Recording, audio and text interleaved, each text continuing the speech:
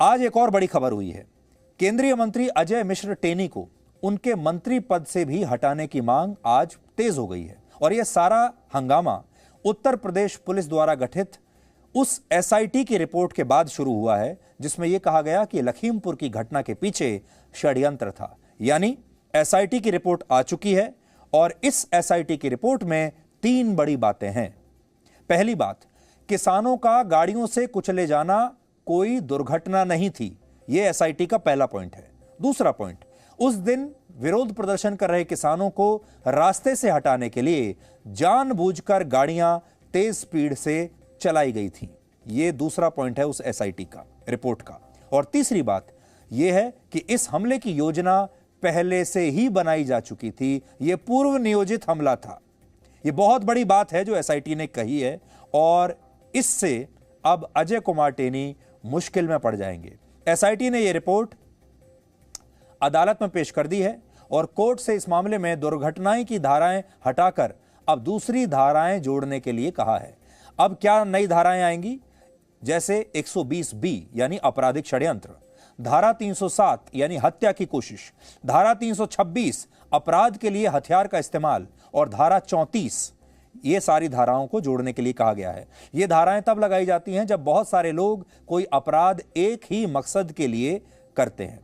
आज इस पर बहुत सारी पार्टियों ने प्रतिक्रियाएं दी हैं क्योंकि ये अब उत्तर प्रदेश के चुनाव में बहुत बड़ा मुद्दा बनेगा। Is the Prime Minister has to see whether the minister has a right to continue.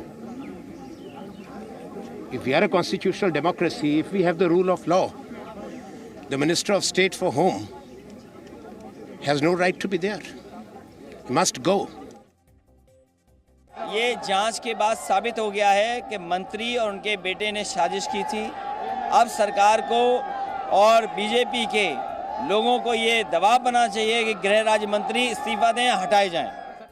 ये तो पहले दिन से ही हकीकत सब पर यहाँ थी कि बगैर प्री प्लान तरीके से, बगैर प्लानिंग से उस तरह की हत्या कोई नहीं कर सकता था।